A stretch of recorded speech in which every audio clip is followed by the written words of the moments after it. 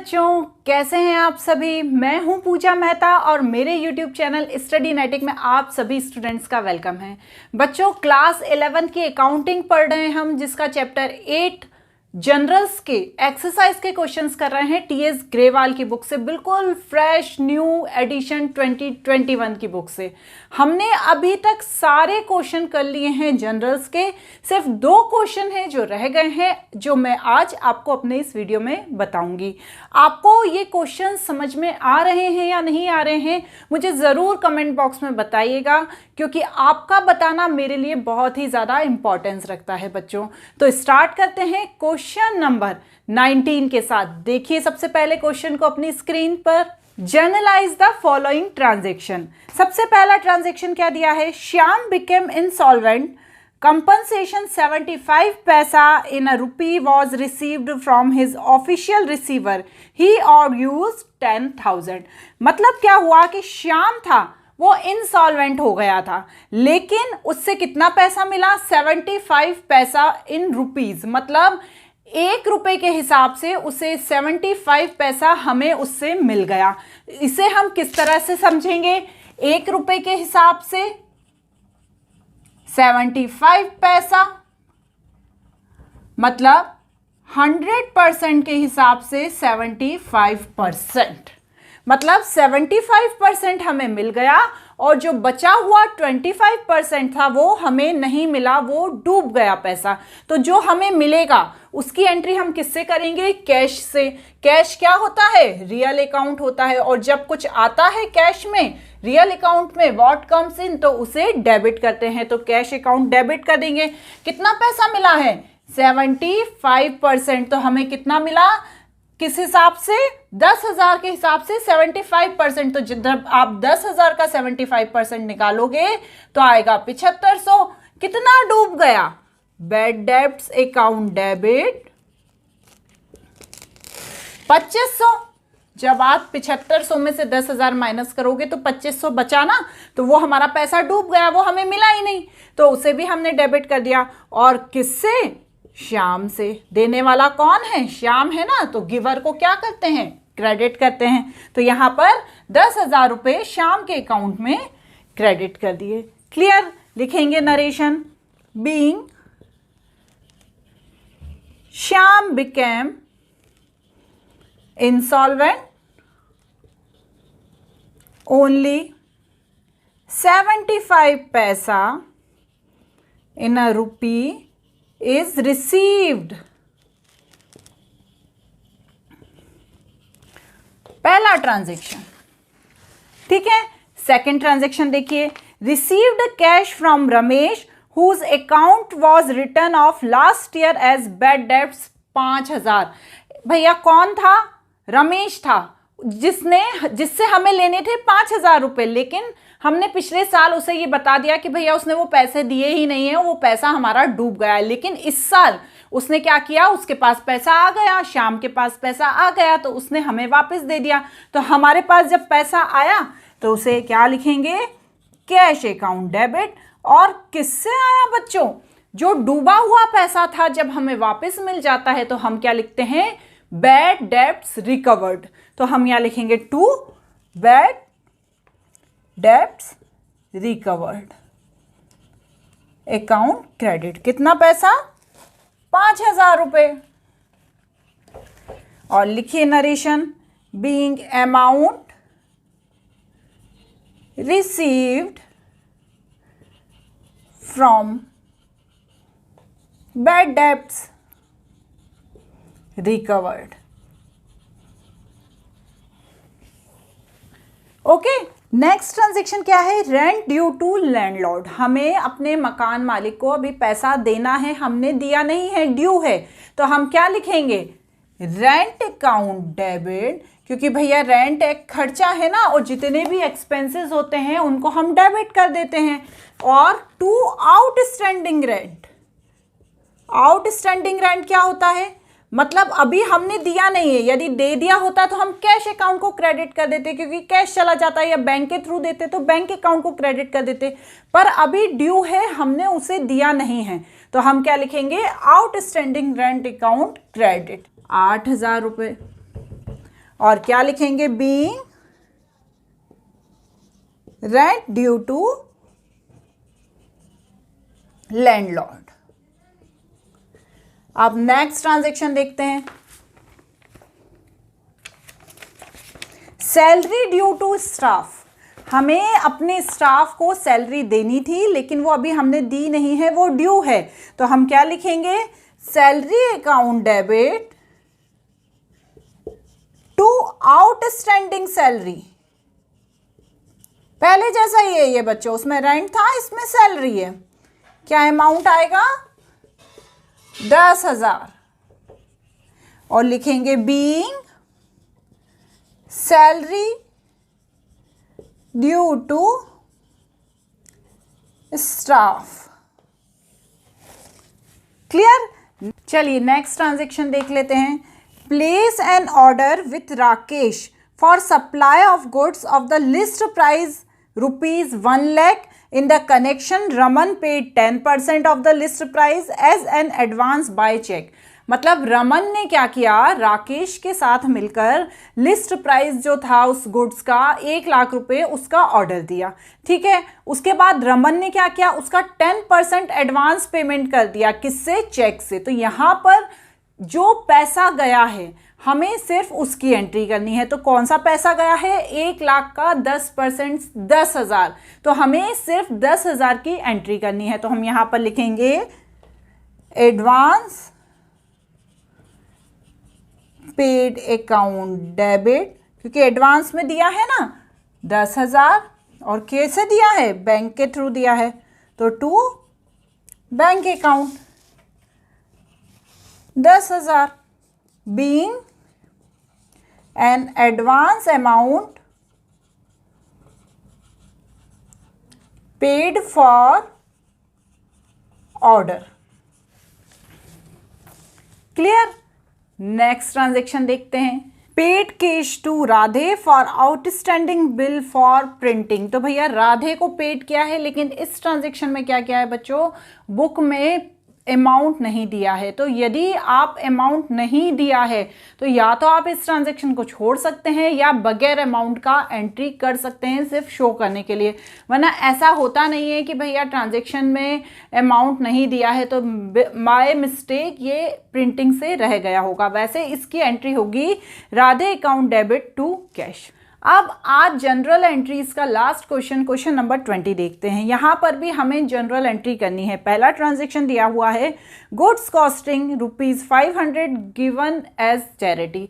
Charity में goods को दे दिया, ठीक है ना, पैसे को नहीं दिया है, गुड्स को दिया है। तो जब भी हम गुड्स से रिलेटेड कोई एंट्री करते हैं तो हमें याद होना चाहिए कि हमने क्या देखा था कि जब हम गुड्स से रिलेटेड कुछ भी चीज़ चैरिटी में देते हैं तो हमेशा उसे परचेज की कैटेगरी में रखते हैं, क्योंकि गुड्स को कभी गुड्स के नाम से एंट्री नहीं की जाती है, उसकी हमेशा परचेज के नाम से ही एंट्री की जाती है। तो जब कोई चीज़ चैरिटी में चली गई तो क्या लिखा, चैरिटी अकाउंट डेबिट कितना, 500 और टू परचेज अकाउंट। हमने पहले बहुत सारे गुड्स से रिलेटेड ट्रांजैक्शंस की एंट्री की है। यदि आपको याद नहीं है तो आप पुराने ट्रांजैक्शन को देखकर उसे समझ सकते हैं। Being goods given to charity.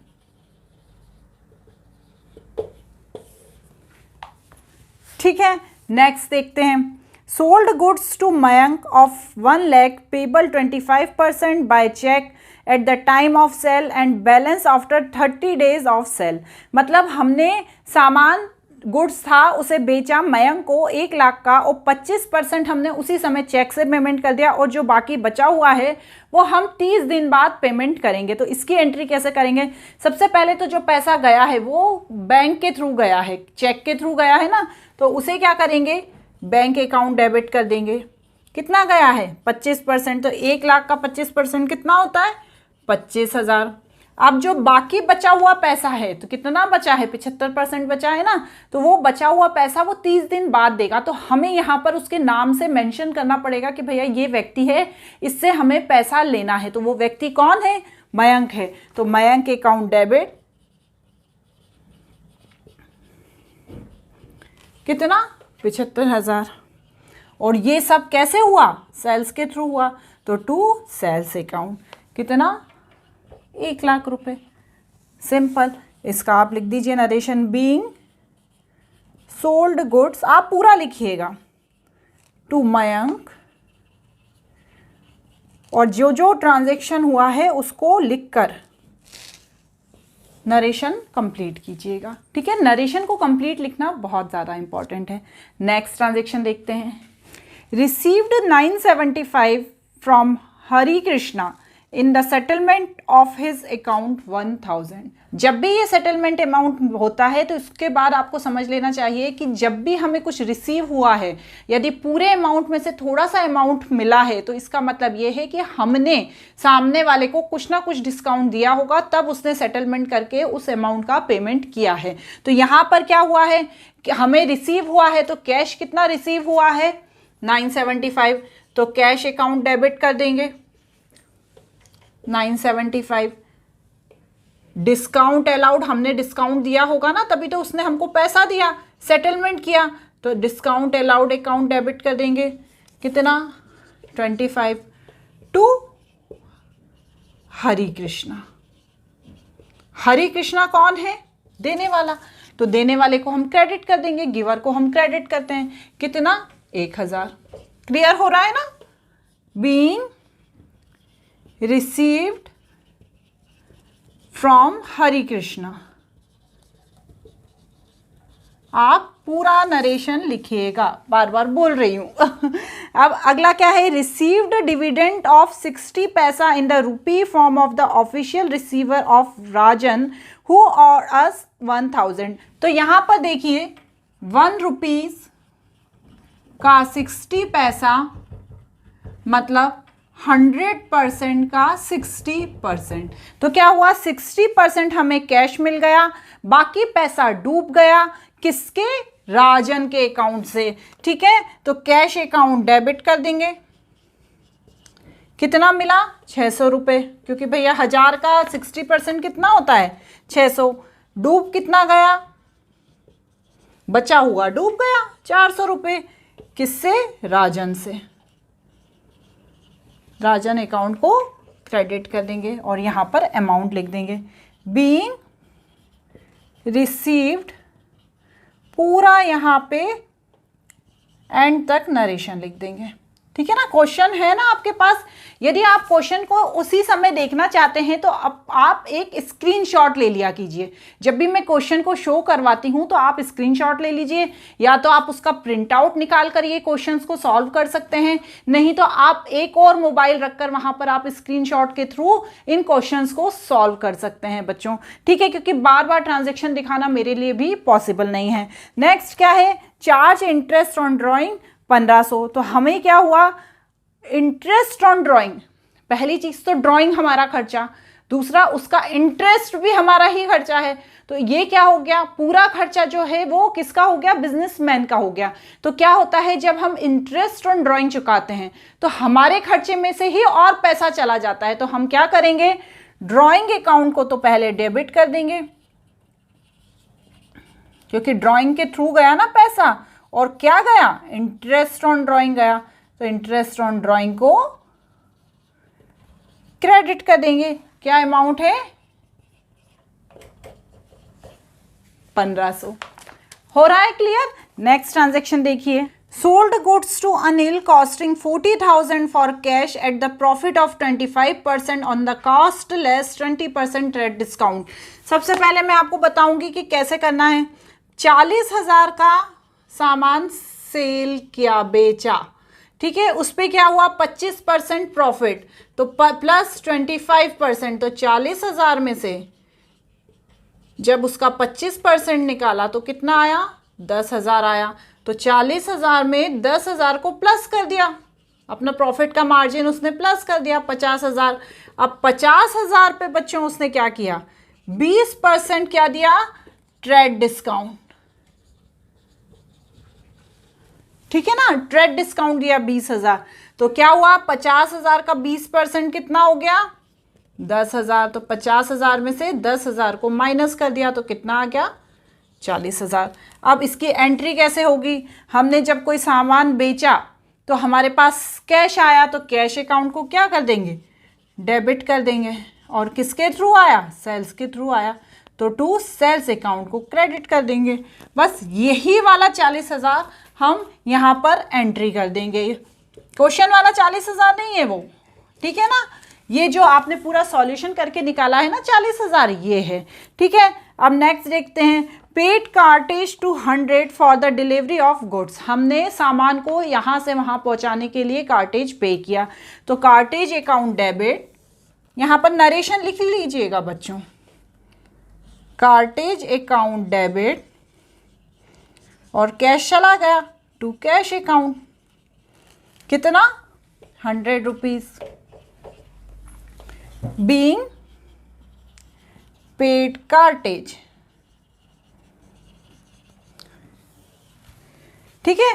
Paid income tax, अब या इनकम टैक्स तो आपका पर्सनल खर्चा हो गया ना, है तो बिजनेस का ही, लेकिन इनकम टैक्स कब देते हैं हम, जो हमारी इनकम होती है उसमें के लिए वो टैक्स दिया जाता है। तो जब हमारी इनकम होती है वो हमारा ड्राइंग होता है, तो ड्राइंग अकाउंट को क्या कर देंगे, डेबिट कर देंगे, ड्राइंग अकाउंट डेबिट। और जब भी इनकम टैक्स पे किया जाता है बैंक के थ्रू ही किया जाता है, तो टू बैंक अकाउंट, कितना 15,000। और यहाँ पर इसका नरेशन लिख देंगे, बीइंग पेड इनकम टैक्स 15,000। इस तरह से हमारा चैप्टर 8 कंप्लीट हुआ। जनरल्स के क्वेश्चंस आपको मुझे लगता है बहुत अच्छे से समझ में आ गए होंगे। फिर भी यदि कोई डाउट होता है तो मुझसे आप कमेंट बॉक्स में ज़रूर पूछिए। Thank you.